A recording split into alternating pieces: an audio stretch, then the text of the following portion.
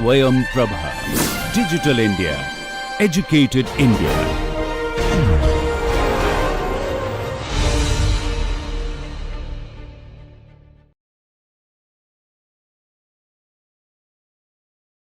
Alright, welcome back. So, we were discussing formulation of DIC and we were going to derive the equations for an iterative scheme for determining the displacement fields and its gradients for a solid deformation. Before we start, just to make sure that we are all on the same page and we are up to speed, I will just backtrack a little bit and continue from where we left off. So, this is where we were. We had discussed this idea of undeformed configuration on the left and a deformed configuration on the right, and we said that the aim is to determine this mapping called, which we called chi, which takes the undeformed configuration to the deformed configuration. And we, to do this, we take a subset at a particular point in the undeformed configuration that is marked over here, and we search within a search window in the deformed configuration, and we try to find a good match. Again, I put this good match within quotes because if you recollect, we discussed that for fluids the only thing you need to match is a rigid translation for this subset, because points are all moving around. But in the case of solids, you have this additional problem that the section can be deformed, the subset can be deformed by itself, which means not only is the rigid body displacement important, which we have denoted by u and v, u being the horizontal displacement, v being the vertical, but also you have to worry about shape change. So, which means the gradients of ux, uy, v, vx, vy and rotations, right. So, this square can rotate by some arbitrary angle at each particular point. So, you need to now look at 6 parameters when making this search from the undeformed to the deformed configuration. Now, this makes the search a little bit more complicated because you have 6 variables, but additionally it also puts constraints on the image, right. So, you can't have any type of image in which you can get a successful search, and we discussed 2 of these problems. I had introduced this reference by Steyer, Otiu, Sutton, and I showed you a couple of problems, the correspondence problem and the aperture problem. We discussed that also in the last session, and just to make sure that our notation is clear, this is what we had used. So, f was our undeformed image, g is our deformed image, and we also realized that you have to use a speckle pattern in the image and then follow the speckle as it deforms. You can't have an infinite lattice because then that will lead to a correspondence problem. You can't have infinite lines because that will lead to an aperture problem. Now, to do this search, you start with a subset inside f, like I mentioned here, and you look for translation, deformation and rotation, okay, which means translations like we saw are u and v. Deformation, which is basically the strain, has 3 components in 2 dimensions. So, that is ux, vy, which are the tensile or the stretch or compression components, and uy plus vx, which is the shear. And there is also a rotation component. In 2D there is only one rotation component. So, you have 6 unknown variables u, v, ux, uy, vx, vy, and you have 6 physical operations that are potentially performed to a particular subset S. So, that is the u, v are the translations, ux, vy, uy plus vx are the shear plus stretching / compression, we generally call them deformations, and you have the rotation uy minus vx. So, 6 represented in terms of 6.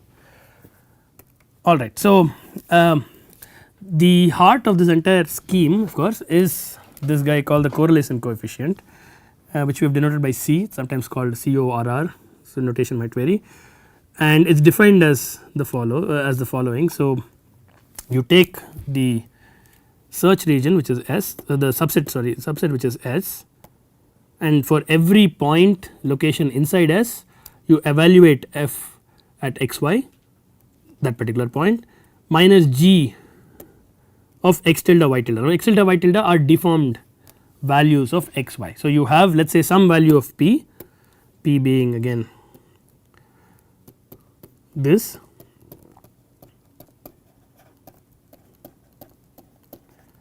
so this is your 6 dimensional. I am going to use a column vector notation for this just to be consistent. It does not matter, you can flip transpose everything I am going to show and still be consistent if you wish.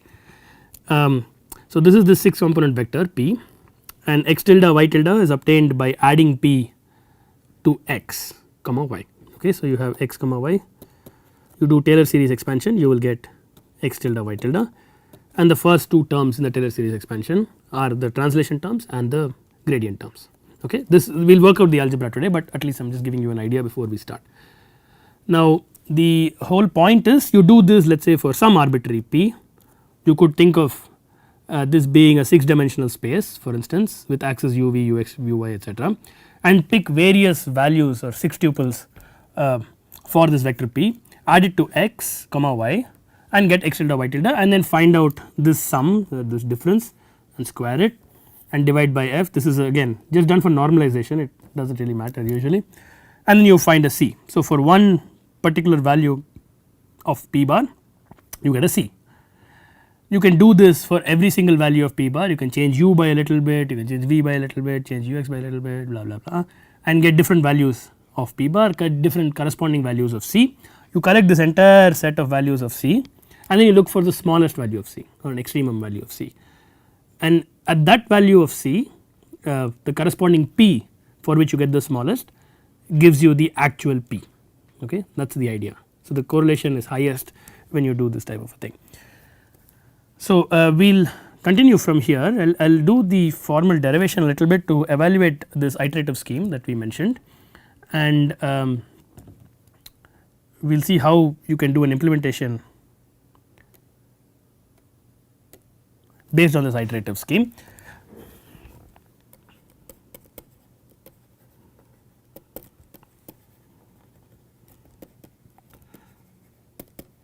For determining the final P. So, this is the actual P bar for a subset S. Now, remember this is a function of the subset. So, for different parts of the image you can get different values of P, which means that you will naturally expect that if the deformation is non homogeneous, various values of displacements and its gradients at various locations, and this entire iterative scheme is for one particular location. So, you typically will start with a grid and iterate, do the scheme at every single point on the grid using a window subset and a search window for every single point. Okay. I will show you an implementation again in the next session hopefully, but today we will set up some of the structure for getting there. Okay. Now, before we develop this iterative scheme, we will just recollect one small bit of information that I also introduced last week, which is the fact that F and G, as I will show you,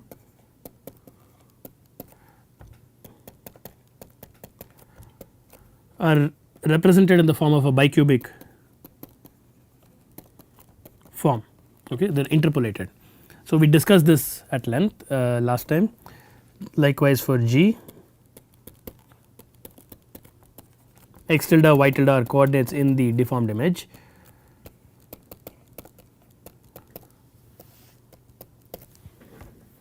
and this bicubic form allows us to take derivatives. So, for example, if you remember in the original image you typically have x y as pixel locations. So, they are all integers, and the intensity, if you have an 8-bit image, the intensity goes from 0 to 255, or 10-bit it goes from 0 to 1023 and so on. And so, typically F is an integer valued function, G is also an integer valued function, as are x, y, x tilde and y tilde. Okay, these are also integer valued because pixel locations are all integers. So, by doing this bicubic interpolation, it allows us to take derivatives, second derivatives specifically, as we will see, and makes them also continuous. So, second derivatives can be defined very easily, and you will not lose data as you go taking higher derivatives. Okay, just something to keep in mind. So, all the gradient expressions that I will write down, they are all with the view that you have this bicubic interpolation underneath. Okay. So, for instance, you can actually evaluate, if you want to evaluate dou C by dou Pi, right, Pi being one component of the vector P, you can easily do dou C by dou x by dou Pi using the chain rule, for instance, or dou C by dou x tilde by dou Pi. You can do plus dou C plus dou y tilde by dou pi and so on. So, you can do these types of chain rule applications without worrying too much about whether your image has enough resolution and so on if you have this bicubic interpolation. Anyway, we will see this as we go along. Okay. So, the long and short is the following. The idea that we are going to use, so the main idea is to expand C of p about some point p naught. Okay. It does not matter what point this is, just an arbitrary point, we will make some sense out of what point to use at the end, and we will do this expansion using Taylor series, simple Taylor series truncated at 2 terms. Okay. Now, remember p is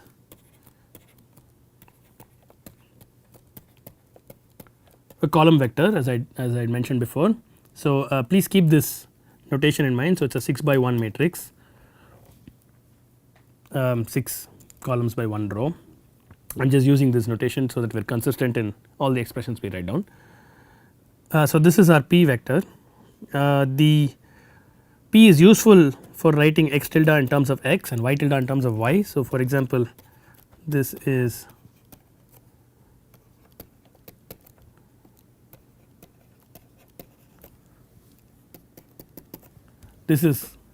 typically what x tilde will look like.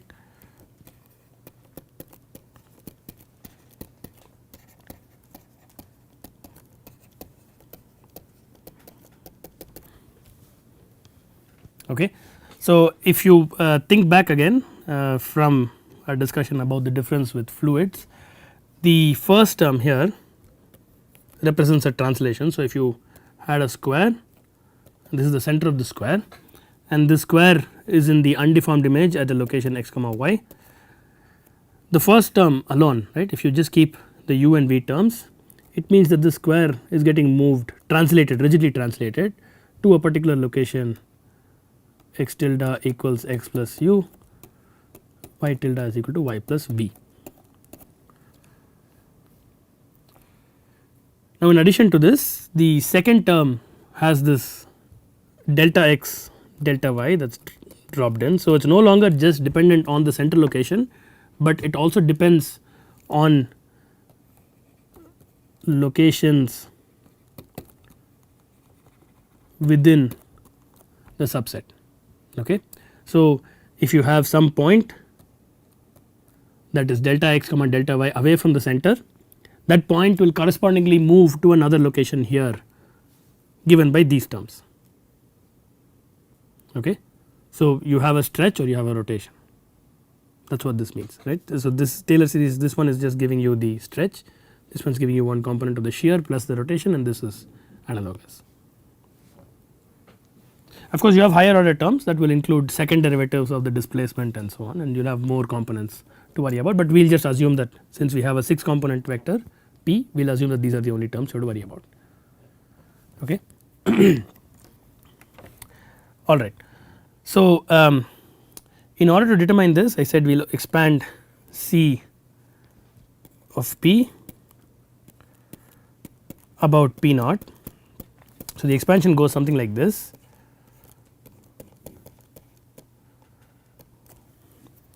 The first term of course is C of p naught, and the second term is this.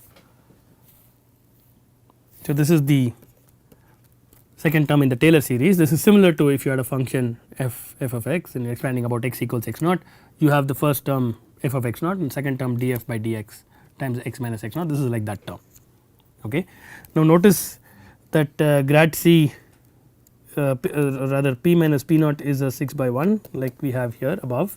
So, it is a column vector. This guy is a row vector. So, it basically has dou c by dou p1, p1 being u, dou c by dou p2 and so on. So, this is nothing but dou c by dou u, dou c by dou v and so on, dou c by dou vy. Okay, that is what this is. And then you have another term, we will keep 2 terms, you will see why. We will have another term which will be the second order term in the Taylor series, and that will look like this.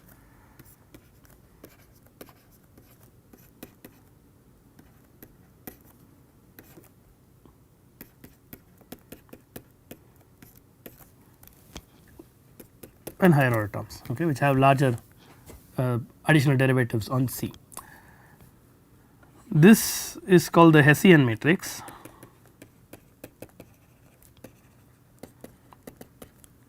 This is called the gradient matrix.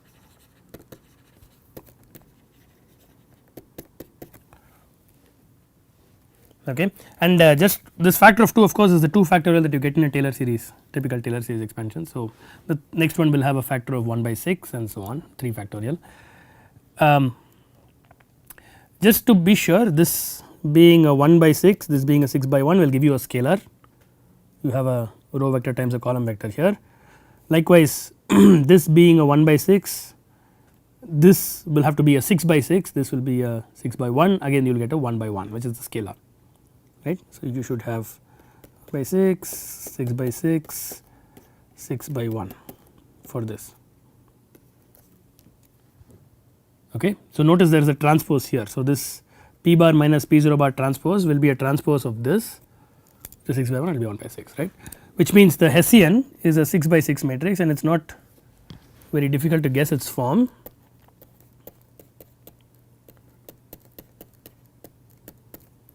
It is basically this second derivative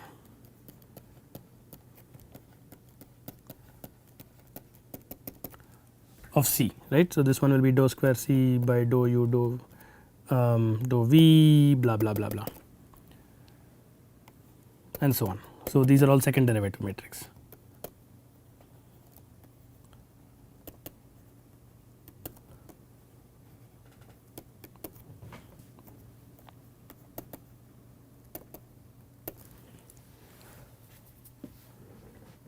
Okay. So, you have C of p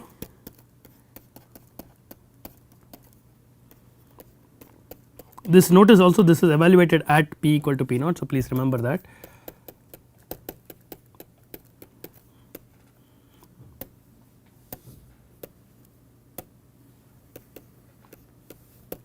And this is again I am just writing down what we had on the previous slide. This is again at p equal to p naught plus blah blah blah. Okay.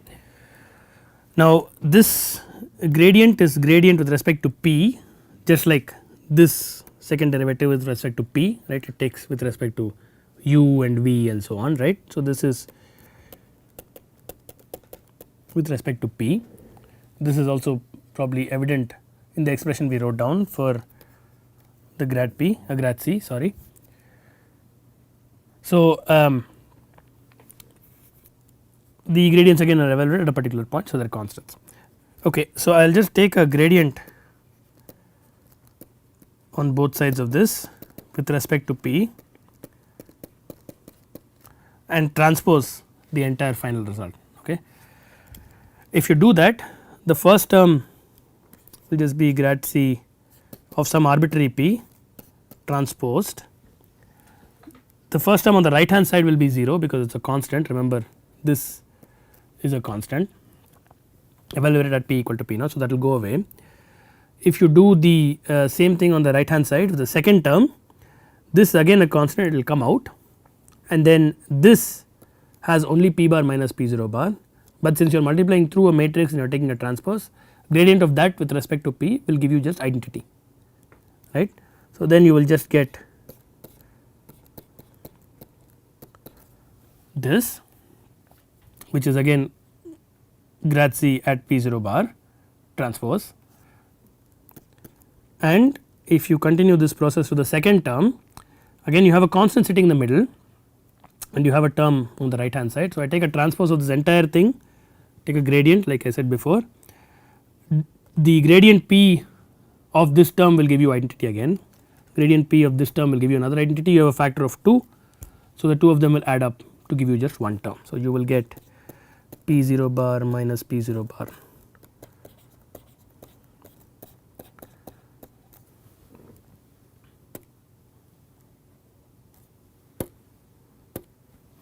Okay. So, this is a, if we go back you will see that we had defined gradient C transpose as a 1 by 6 matrix.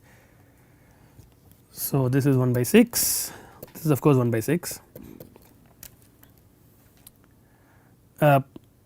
P bar was a 6 by 1, so you should have a transpose here. So, this will be a 1 by 6 and this will be a 6 by 6. So, the whole thing will give you 1 by 6. Okay. So, it is just bookkeeping, there is nothing deep or sophisticated about this, it just make sure that you have the same consistent notation throughout, there is nothing else to remember. Okay. So, if you do that, now we have this relationship, and if the at the actual value of P, remember we said that this gradient of C is 0 because C is an extremum. So, if we actually have the displacement slash shear slash stretch slash rotation of that particular subset, then the value on the left hand side should be 0, which means that this grade C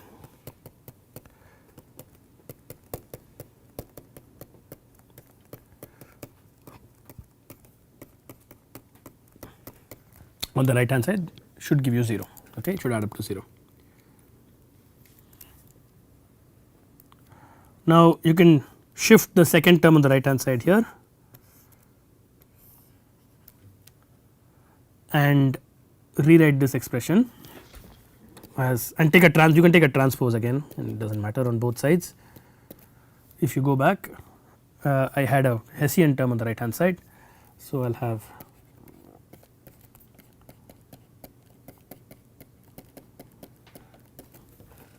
have an expression like this.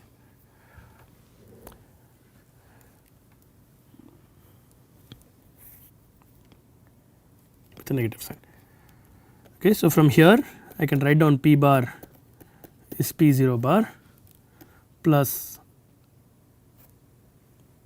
sorry, rather minus grad C P 0 bar divided by, I am going to be a little bit loose with my notation, divided by the Hessian. You actually have to do an inverse because these are matrices. So, maybe we will write it out in the correct form. So, this will be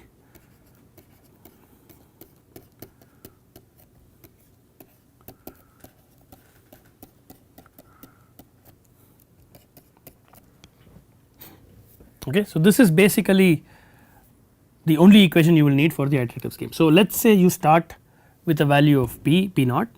This is your initial guess, so to speak, for the entire 6 component vector. You can just evaluate these guys because all of them are done at C. You can evaluate these guys and then get a slightly better value for P. Okay. It still will not give you the minimum because if you evaluate C of P after one iteration, typically you will not get the actual minimum. So, you will get another value which is slightly better than the first guess. So, then you take this and you iterate. So, this is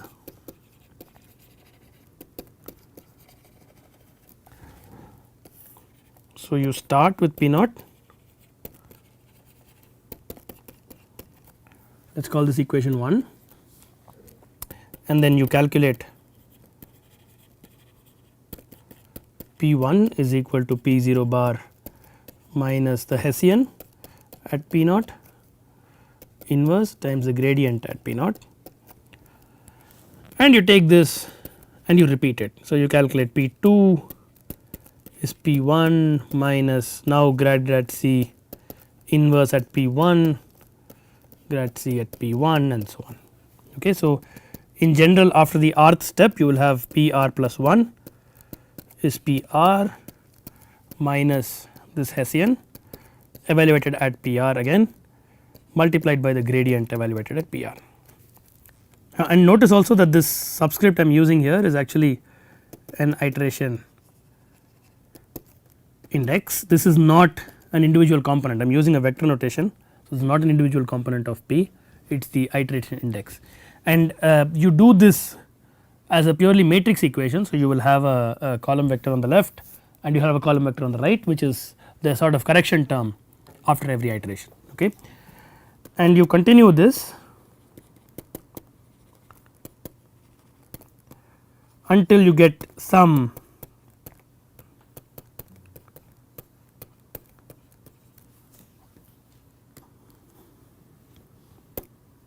some convergence, right, until you get until your additions become so small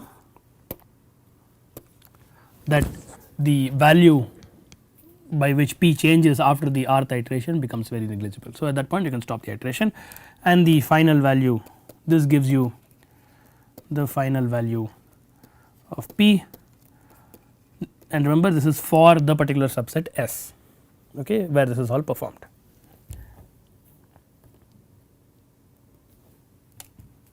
Now, this is a fairly simple scheme. So, typically what you will do is you start an image, you have a grid on an image. I will show you some of this implementation in the next session,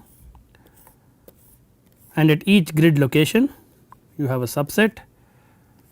You look at the deformed image in a search region, get this subset out and map it to various locations and various shapes and so on. That is essentially what you are doing by doing this iterative scheme, and depending on where it matches the best, where you get the lowest value of C or P from the iteration scheme, that is the value of P at this node, okay. And then you move on to the next node. You have a, if for example, if I made this node red, I have another search window which could potentially overlap with the previous search window where I am doing the same type of search, and I get another value for P bar here, okay. So, that is the idea, very simple in principle, and once you are done you have a grid of values for the vector P. So, that gives you the full field displacement and deformation displacement gradients.